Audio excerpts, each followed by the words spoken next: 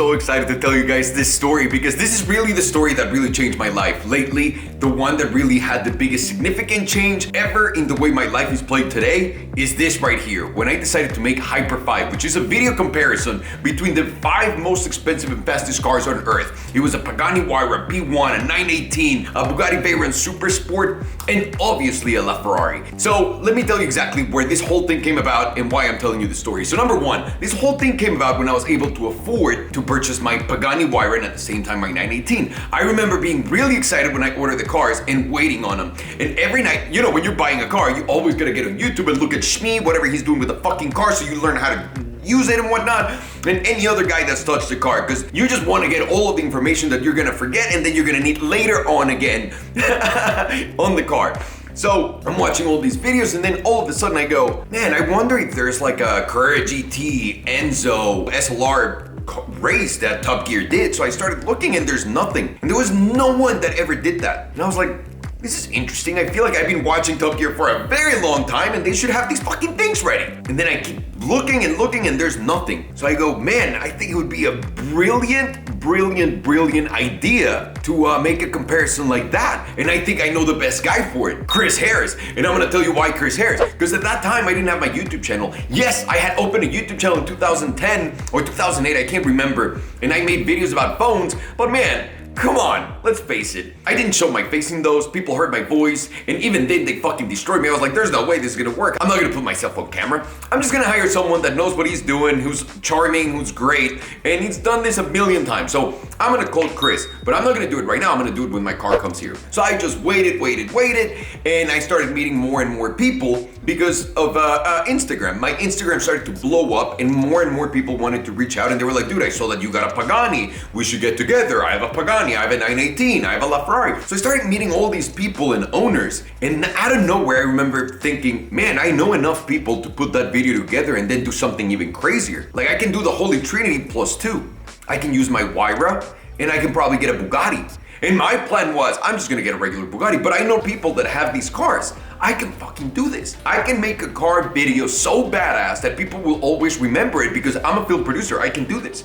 So what I did was, I'm gonna reach out to Chris Harris, but I'm gonna do a fallback plan. I opened my YouTube channel to share my love with cars and whatnot, but really I wanted to see if people could stomach me. I really wanted to see if these people that are watching me right now were gonna be like, all right, I can bear with you, Alejandro, because you know, you're Mexican, you're speaking English, it's disgusting here in this country. So I don't know if I'm willing to do that right now. So I'm not entirely sure if that's gonna work right now, but it worked. I opened my YouTube channel and I remember opening my YouTube channel with a video of the Challenger. I had a Hellcat that I bought, a white one, and that video blew up. And it became a thing. Like I would meet my friends somewhere, and this is when you know shit starts to work. When your own friends tell you, man, I love what you did. I bought what you made. Like that's when you start seeing that really works, because 100% of the time, strangers will support you before your real friends. And that's just how the world works, and it's fine. You'll get used to it at some point if you haven't gotten used to it right now. So I made my Challenger video and I was like, that was great. And then I put a comparison between my S65 and my Challenger, and then it blew up. And I was like, this is going great. All right, at least I have that plan B myself. So as I'm putting this video together, I'm reaching out to all my friends and I finally got the last car. The last car that was gonna be the hardest car to get in this competition was gonna be a LaFerrari. So a friend of mine goes, dude, I'll give you my LaFerrari if you need it. And I was like, that is awesome. Mind you, later on he changed his fucking mind and I knew he was gonna do that. But just having those cars all ready together, that was enough for me to go. As a film producer, once you have everything together, you wanna run. You don't wanna wait for anybody to change their mind, for any second thoughts, nothing. You wanna go immediately. So I announced on Instagram, which was a huge mistake, and I go, listen, Ferrari, we already got a LaFerrari, we already got this, we already got that, and this is our final chance to give all of you car makers an opening to come into the competition and participate, but we gotta see what you're doing so that it's a fair one, so that we don't fuck up and you guys can't go back and go, oh, he cheated, he didn't put the car in whatever fucking mode. Like, that's what I wanted to do. I wanted to make sure that we were gonna fucking kick ass. And this is where the story starts to get fucking twisted. I do that and I get a message from one of my friends from England, and he goes, bro, my friend is very interested in meeting you for the video that you're doing. I'm like, who? And he sends me his Instagram profile, and it's like this guy that has a lot of money, like a fuckload of money, and like the most ridiculous cars you've ever seen, like insane. He's got an awesome fucking collection. And I go, oh my God, there's gonna be even more cars in this fucking video. I'm like, let's meet with them. So I go to this fucking meeting. I'm all excited. I showed up in my GT3 because it was in Santa Monica. So we go to Santa Monica, get out of my car, close the door. I'm like, these motherfuckers don't even know what's about to happen. History's about to be made in this hotel. Get the fuck out of here. So I'm walking in. I see my friend and I see the guy that he's with. And immediately my friend comes over and makes like a weird face. And then the other guy gets ahead of him, says hi to me and gets on my face and goes, it's interesting to meet you. We need to talk about the idea that you stole from me. And I go, I look at my friend goes, I'm sorry. I'm like, what? Okay, listen, I'm a man and I'm someone who legitimately is proud of his ability to get out of trouble and to see trouble ahead and be able to work around that trouble. That's my job. My job is to put out fires and make all the shit gone wrong go well. That's my job, and I think all of us as humans should do that. But anyways, I'm not scared of fucking sitting with the guy who just told me that I stole his idea, and I have no fucking idea what the fuck he's talking about at all. So we sit down and immediately power move. Listen, bro. I know you're a film producer and it's super cool. Yeah, you're the youngest Pagani owner and that's dope, that bought it for himself. That's dope. But you're stealing my show idea with the Hyper 5. It's really hard to tell someone how something works when they think they know and they have the money, and it doesn't work like that. So I go, listen, an idea is nothing unless you go and make it, or you have a trademark, or you have a copyright on it, and it's public. You can't do this. And he goes, no, bro. I'm friends with, and then he names every guy at every studio, right? And he goes, those guys are gonna help me make this video. That's when I realized, this is a guy that likes to talk. This is not someone who really knows what he's saying.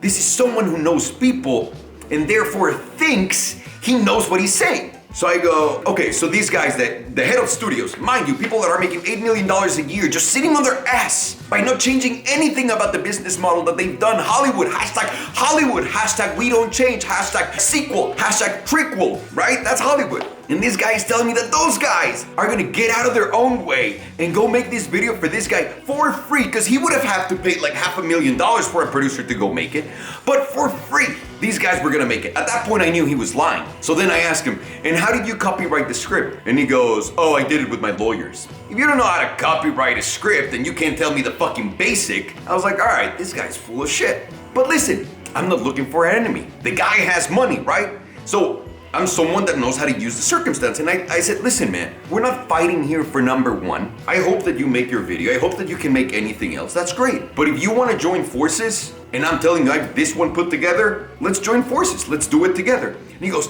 let's fucking do it. He starts telling me all these stories about how fucking connected he is and how he's gonna change my life, and leaves. So we said, I'm gonna email you all of the ideas and everything. So I started emailing him all of these fucking ideas that I had, and his replies were always fucking stupid. Like, cool, but I'm gonna need you to shoot like an ice cream cone, whatever. I was like, what? Like, this guy does have money. He probably knows those people that he said, but there's no way he's that stupid. So I said, maybe it's just me, maybe I'm just being too cold. I'm just gonna get like, I can't remember if I was too cold or too short or what, and I just adapted it on the email, like on the next one where I said, listen, I need to know what your position is here because I've already wasted 4 months of my life and I haven't gotten anything done. I've never done that in my life. Like, I got the cars, let's go. And he just keeps stalling and then comes next August. It's already been too fucking long. And I realized, dude, you're being played by this fucking idiot who's pretending that he knows what he's saying so that you don't do the shit that you're supposed to do, you dumbass. And I go, oh my God. I felt like such a rookie. I felt like such a fucking idiot, damn it. Because that's happened to me a million times. And I was like, okay, now that this is happening, it's not a big deal. I'm just gonna move on and make the show on my own. Like, I don't need his fucking money. Like, I have it. That was the plan from day one. So I said, you know what? I'm gonna move forward. So I made another post telling everybody that I was doing this. And he immediately blocked me from Instagram. Like, blocked me. And then he started telling people that I was whatever. And I'm like, whoa, what the fuck? And that's the real reason why it took me so long to make it. I could have made Hyper 5 easily 8 months to 7 months before, like completely delivered and put on YouTube. But I couldn't because this guy just fucking wasted all my time. I was like, no more of that. I'm just gonna hang out with people that are not gonna waste my time and I'm just gonna do this right. So I call all my friends again and I start putting the show again together. And bam, bam, bam, calls, get the cars, get this, get that. And as you're rolling, I call my insurance company. I'm like, guys, we need to insure the show. And the insurance company goes, we've never had to insure a shoot where the value of a car is $3 million and you're gonna put 5 of those on a racetrack. Like, what are you talking about? How many days are you gonna do this for? And I'm like, just one day, because I shot the whole thing in 8 hours, by the way. 8 hours, and I had like breaks. So literally 4 hours. And we had a huge crew, thank God. Ivan was there. Love you, Ivan, thank you. So finally, the insurance company goes, you know what, I'm gonna call you back. We're gonna put our numbers together. So 2 days later, the insurance company calls me and they go, listen, it's gonna be $150,000 to insure everything. And I go, I'm sorry, maybe you said something in pesos and I heard that in dollars. Can you please repeat that? And the guy goes, yes, we're gonna charge you $150,000 to insure this. But you cannot put the cars at the same time on the racetrack. You cannot race them, you cannot do this. And I go, oh my fucking God. What do? I grabbed regular production insurance. I took a fucking massive bet on myself because I said all of the cars that I have are from people that I know, except one, and then the LaFerrari became another one. But I know those people. And if I break their car, I'm gonna have to buy them another one, period. So that within itself was like, oof, should I really keep going? And then at the same time, I had a friend of mine that calls me and goes, bro, I saw that you're putting together your video with the LaFerrari and all that stuff. If I come over, would you let me watch it? And I'm like, dude, of course. And he goes, how about this? What if I give you my car for it? And I'm like, what car? And he goes, I'll send you my Bugatti Super Sport, black one. And I'm like, for this? I was just trying to get a regular Bugatti, by the way, from anyone else. And he goes, yeah, dude, for this. I'm like, are you sure? He goes, dude, do you want the fucking car or not? I'm about to ship it to you. And I'm like, yeah. He's shipping the car. Let me have it for a week before. Just like, go have fun with the car. Enjoy it. I was like, this is fucking incredible. And by that time, I already had the car. I was like, there's no fucking turning this around. I booked everything and I put the whole fucking show together. And it's P1, LaFerrari, 918, Huayra, and Bugatti Super Sport. So much money on the track, and it's the first time it's ever been done and the only time anyone ever did it like that. And it's shooting time, it's fucking time to go. We get through all of the hurdles, we start shooting the video, and immediately, just car by car, let me tell you, the Bugatti surprised me.